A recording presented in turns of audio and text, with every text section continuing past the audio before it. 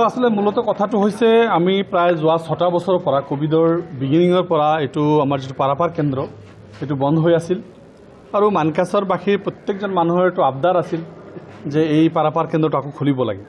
আপোনালোকে জানে অসমৰ অকল দুটাই পাৰাপাৰ কেন্দ্ৰ, এটা কৰিমগঞ্জ আৰু এটা আমাৰ মানকাছৰ। কৰিমগঞ্জটো পিছত খুলিলে, কিছুদিন আগত খুলিছে, কিন্তু আমাৰ গোটেই উত্তৰ অসম, মধ্য অসম, নামনি অসম গোটেই মানুহখিনি হয় ত্ৰিপুৰা হৈ যায়, নহ'লে আমাৰ কলকাতা বেংগল হৈ যায়, কেতিয়াবা কোনোবা মেঘালয় হৈও যায়। এতিয়া প্ৰস্তুত হৈছে যে আমাৰ এই পাৰাপাৰ কেন্দ্ৰ অত্যন্ত গুৰুত্বপূৰ্ণ। এটা সময়ত মানুহ মংগলদৈৰ মানুহ, নলবাৰীৰ মানুহ, বিভিন্ন ঠাই গুৱাহাটীৰ মানুহ ইফালেদি আহিছিল। আজি সেইখিনি মানুহ কিন্তু ইফালেদি নাহে। তো এতিয়া আমাৰ প্ৰশ্নটো হৈছে এই পাৰাপাৰ কেন্দ্ৰটো মই এছেম্বলিত তিনিবাৰকৈ উত্থাপন কৰিছোঁ, ইষ্ট এক্ট পলিচিক দৃষ্টি আকৰ্ষণ কৰিছোঁ। তাৰপিছত মাননীয় মুখ্যমন্ত্ৰীটো আনচাৰ দিছে, চন্দ্ৰমোহন পাটোৱাৰী ডাঙৰীয়াই আনচাৰ দিছে, কিন্তু কাম হৈ থকা নাছিল। আৰু AIDCৰ ফালৰ পৰা তেখেতসকলে কৈছে আমাৰ সকলো কাম শেষ।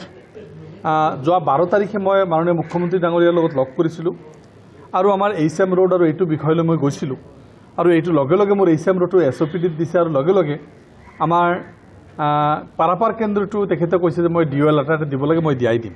মই মুখ্যমন্ত্ৰীক ৰিকুৱেষ্ট কৰিছিলোঁ যে আপুনি এটা DO লেটাৰ দিলেই হৈ যাব। মুখ্যমন্ত্ৰী ডাঙৰীয়াই দিছে আৰু মই 12 তাৰিখে কৈছোঁ আৰু 18 তাৰিখে লেটাৰ আহিছে।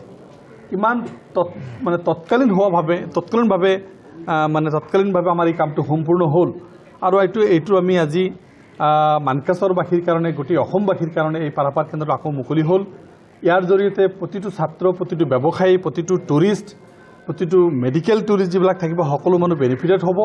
মই ভাবোঁ এইটোৰ যদি আমাৰ মানকাছৰ দিনে দিনে চব বস্তুৰ পৰা অৱহেলিত হৈ আছে, মানকাছৰ ব্যৱসায় বাণিজ্যৰ ফালৰ পৰা অৱহেলিত হৈ আছে, মানকাছৰ সকলো ক্ষেত্ৰতে বহুতখিনি পিছ পৰি গৈ আছে।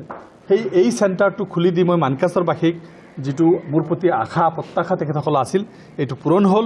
অহা দিনত যাতে এইটোৰ জৰিয়তে মানকাছৰবাসীৰ অৰ্থনৈতিকভাৱে স্বাৱলম্বী আহে, মানকাছৰবাসী যে অৰ্থনৈতিকভাৱে শক্তিশালী এটা অৱস্থানত যায়, তাৰ কাৰণে মই আশা ৰাখিছোঁ। আৰু আজিৰ পৰা এই পাৰাপাৰ পত্ৰ সম্পূৰ্ণ হ'ব। মেচিনাৰী অলপ প্ৰব্লেম কিবা এটা থাকিব পাৰে বুলি কৈ জনাইছে তেখেতসকলে। সেইটো অনতিপলমে 1-2 দিনৰ মধ্যে শেষ কৰি এইটো আমি স্পষ্টভাৱে আমাৰ ইয়াৰ পৰা মানে অহা যোৱা কৰিব পাৰিব।